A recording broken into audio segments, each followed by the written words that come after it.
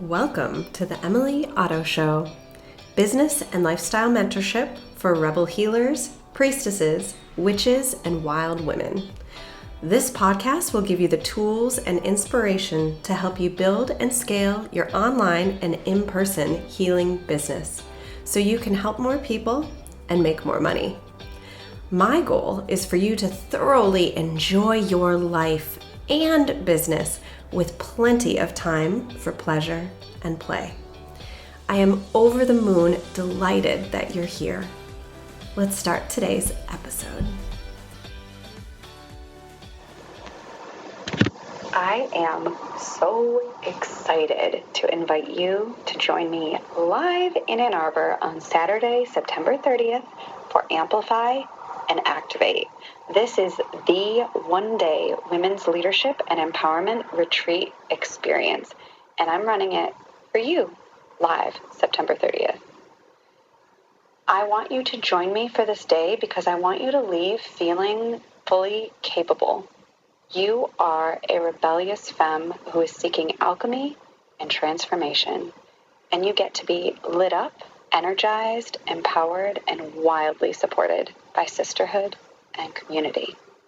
This one-day event is just happening on September 30th, and you can get in right now for just $111 for the entire day-long experience.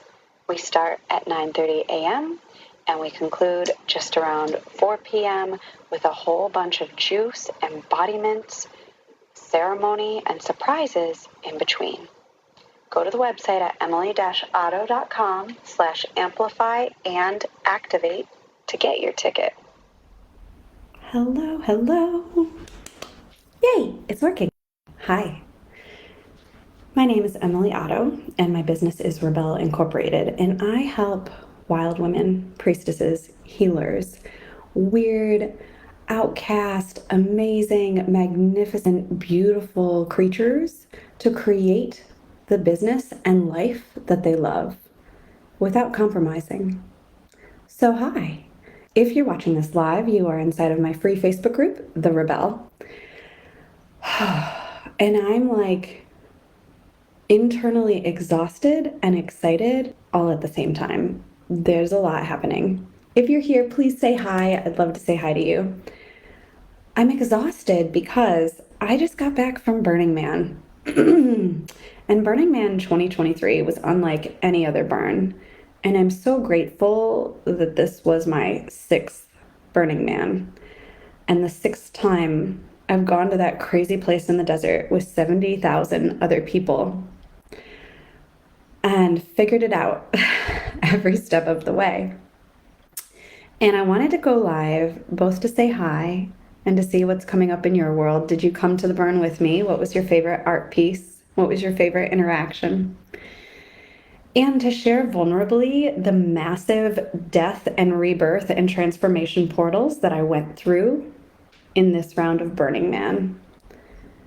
It was just as terrible and wonderful as the media portrayed.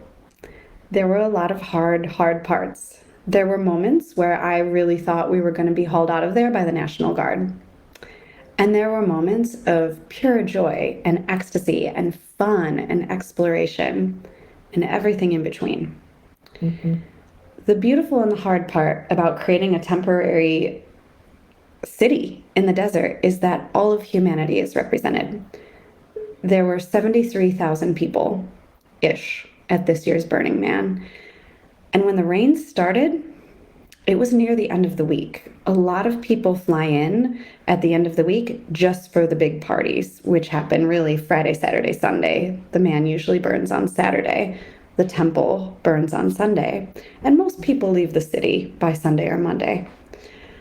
But this year, we got the most rain that has ever happened in the history of Burning Man. Now, where I live, there's tons of grass, and there's lots of trees. And rain is no big deal. And probably most of the places you live in, rain's no big deal. In the desert, on the playa, it's an old ancient lake bed. And so the dust that we talk about at Burning Man is unlike anything else you've experienced. It's old plant and animal matter, basically. And it operates more like baby powder, like talcum powder does, than dirt. And so what happened on Friday is that the half inch of rain made everything clump. You can see it in some of my photos. I'll share some here after this live cast as well. Hi, April. Hi, Jamie. Thank you so much. So what happens is it's like talcum powder. And if you've ever gotten a clump of baby powder wet, you'll kind of see what I mean. It's a mess. It sticks to itself. And what happens, and what we've been trained as burners, is to bring a bucket because you can't walk to the porta potties. Because what happens is your shoes become platform heels. The mud clumps to itself and literally accumulates. So it poured, literally poured midweek. And it's really interesting to look at my pictures and to think back at the experiences I had, because it feels like we spent a month in the desert. My husband and I spent about 9 days there, but it feels like forever. It feels like forever because of how much happened. So we arrived on Sunday night and we set up our camp, and we were camping with a new camp, Blint's company. And I'm so grateful. They were mostly hiker, hippie survivalists. And we're a food camp. We were creating homemade blintzes. And hi, Katie. And they're like crepes with a filling, and then you fold it up and fry it. And so we were serving 450 blintzes a day. Super fun. It really made me lean into my business geek, because I am all about organizing structure and systems and process. And so literally I'm organizing like an assembly line production facility for how to maximize our output and have the most fun creating blintzes for people. So we had a crepe making station, we had a filling station, a frying station, and serving. And that was super fun. So that was Monday. Sunday night we get there, and the first camp we go to is the hotel lobby. A hotel lobby, you say? Oh yes. There was an amazing bellhop, and you go inside and he explains that there's no rooms available just yet, but they will be soon. And he asked if we'd like to check our emotional baggage. Who wouldn't? So we check our emotional baggage and we hand him different size and shapes crates of emotions. And then he did different things with it. Some of them he hauled over and threw. Some of them he gave to other people. It was very funny. And then we go over to the bar within the hotel lobby and have a little drink. And there's live karaoke. And there's not really anybody singing. And I thought, fuck it, I'm going to sing. So I went with one of my old karaoke standards, which is Pat Benatar, Hit Me With Your Best Shot. And that was really, really fun. And it was fun and silly to get on stage and to have my husband and like a group of amazing burner strangers cheer me on. And that was the beginning. And the beautiful and incredible part about Burning Man is everything is like this micro burst of intimacy and experience and focused and heightened awareness, because phones don't really work. There isn't TV or other electronics to distract you, and you're co-creating an immersive experience with other humans.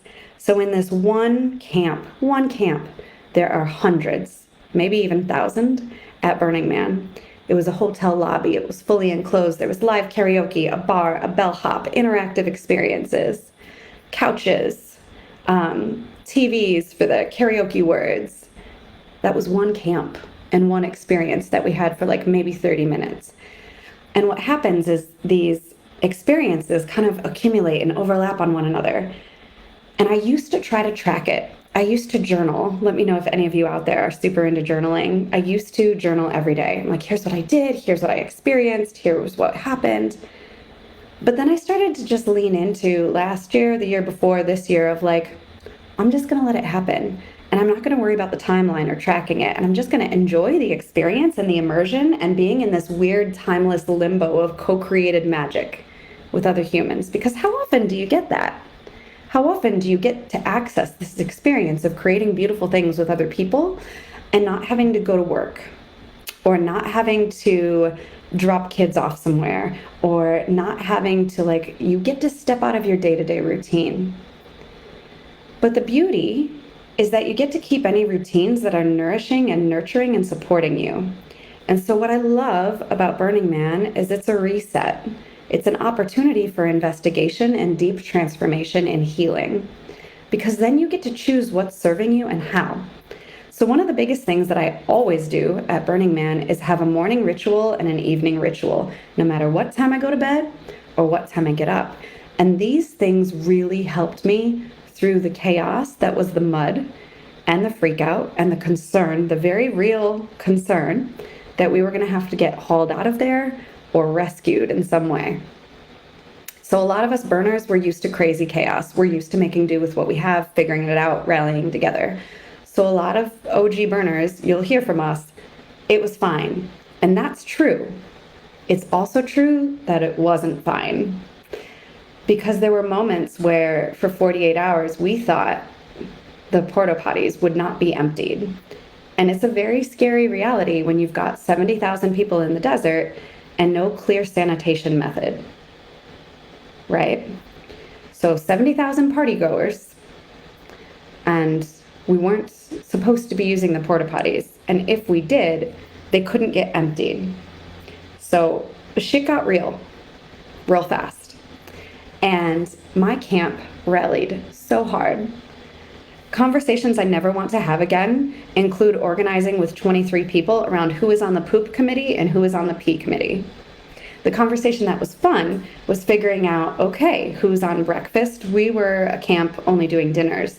And then we rallied together and started packing each other's coolers down because there wasn't ice delivery. The only thing you can buy on Playa is ice. But we couldn't move. You couldn't move a truck. You couldn't move a bike. You couldn't walk in that mud because you were destroying the land. And we still had to. Emergency vehicles couldn't move. It was scary for a hot minute. It was okay and scary and wonderful, and people were still partying and making dumb choices all at the same time. Partying, piano bars, good. Mud wrestling, not so smart. Funny, not so smart. Because you can break an arm out there easily, and it happens. Because again, it's a city of 70,000 people. Shit happens. Accidents happen. What I learned again and again is that everything in my life and everything that I choose to do and invest in is intentional and on purpose. And my superpowers are resiliency and intimacy. And if you're here, I bet you're pretty good at those things too. Or you're seeking to be even better at them.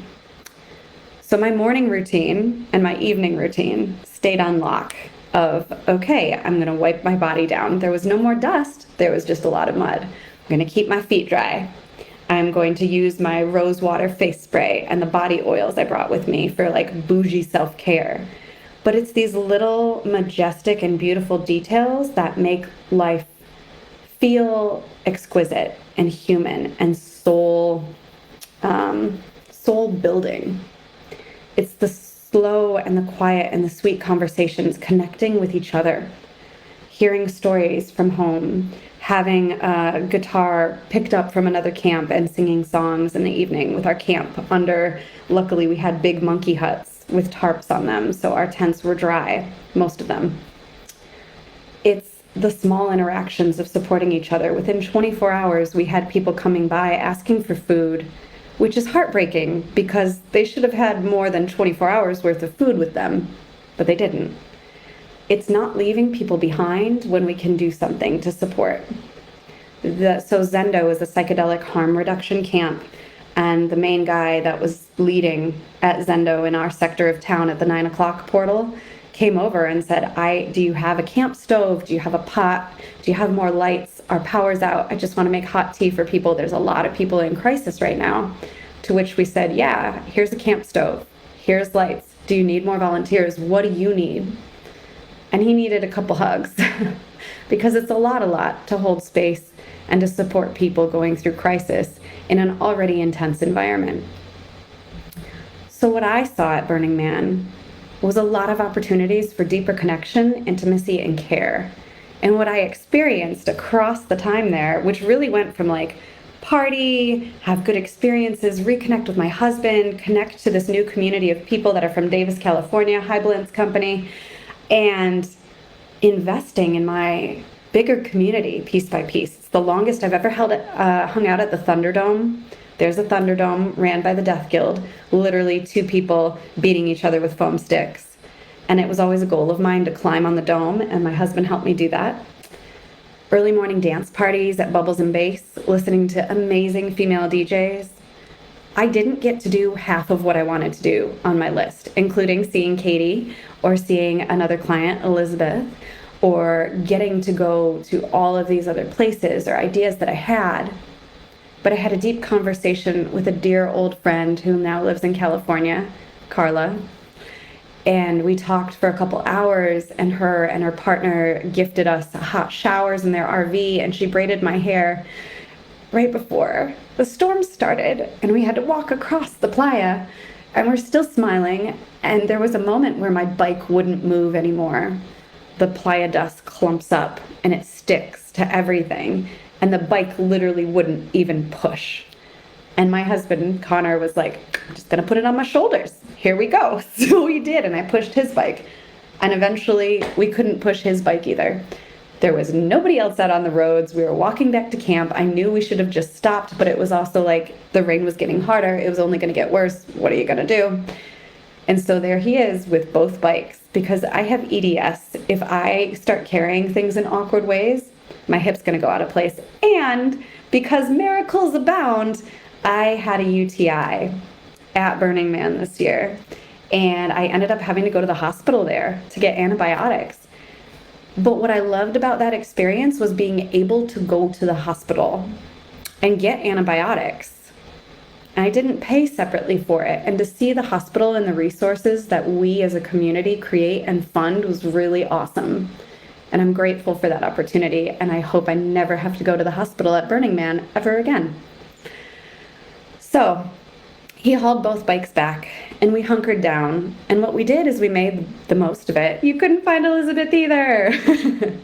Yeah, the UTI was the worst. I'm still on antibiotics, but so grateful.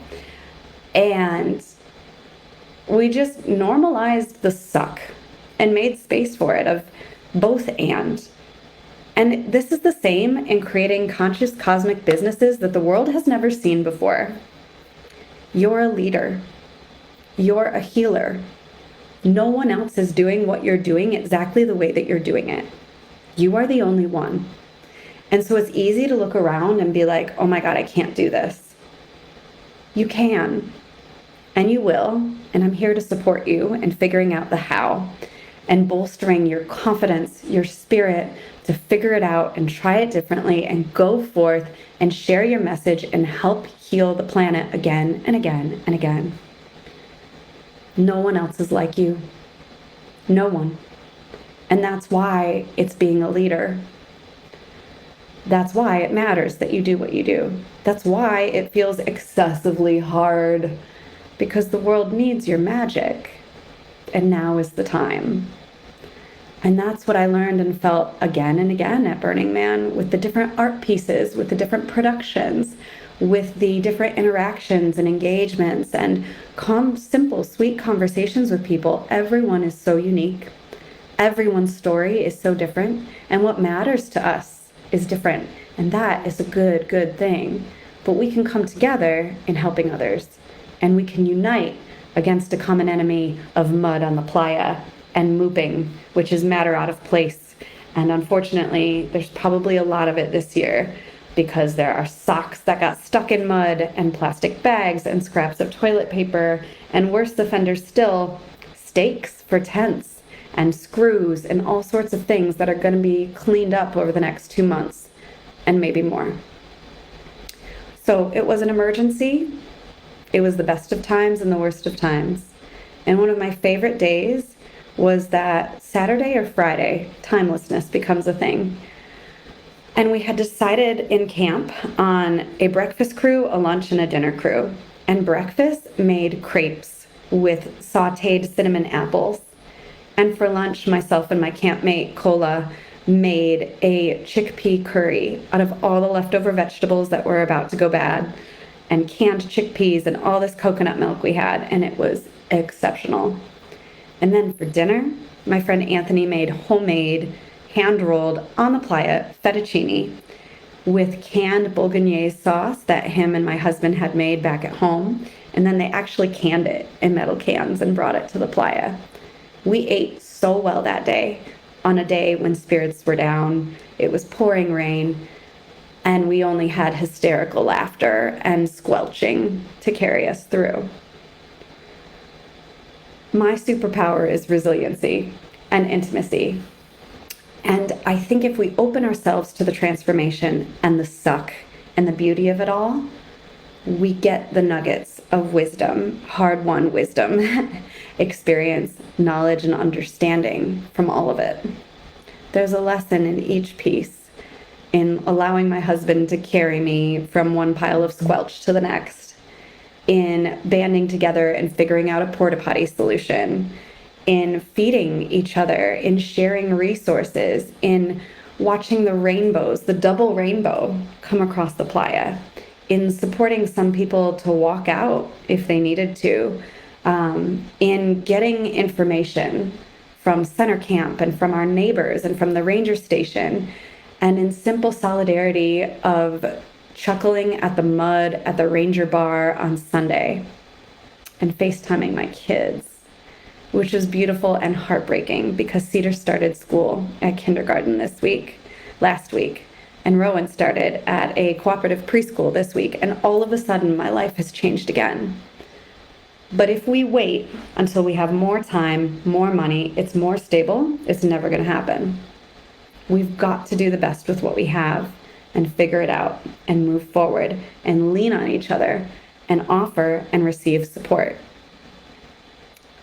So what I went through in this round of Burning Man was about 5 different transformations, all packed into 9 days, and I'm still digesting and recovering from it, and that's what you're hearing with this meandering of story.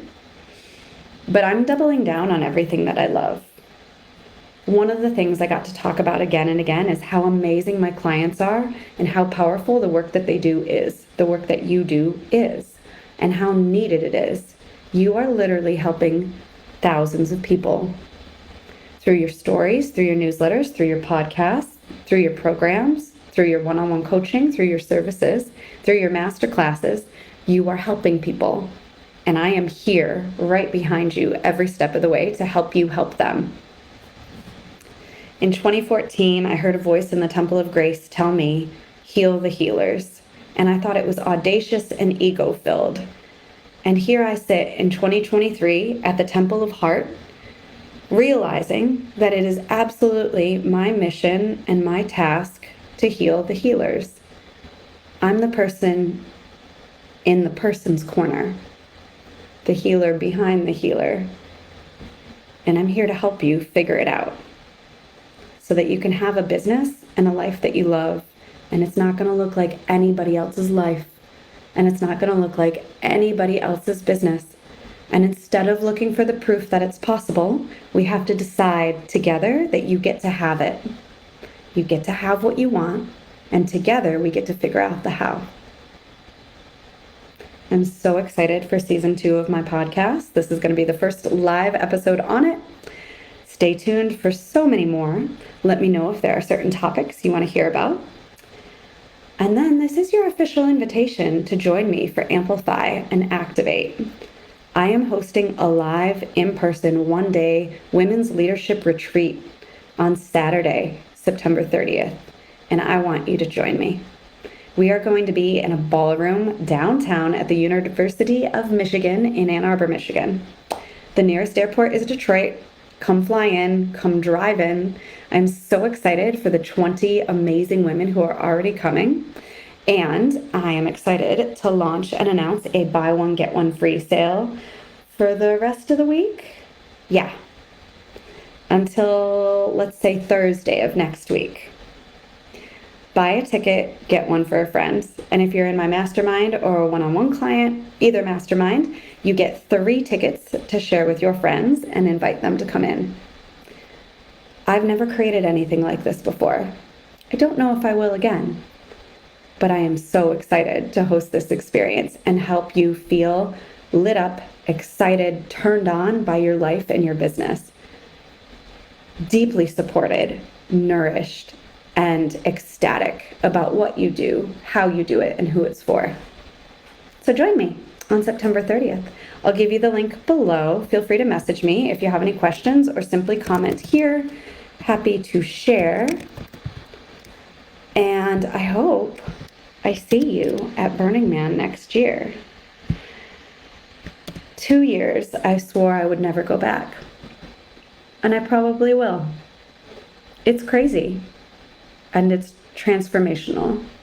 And there is deep medicine there every single year. Talk to you soon.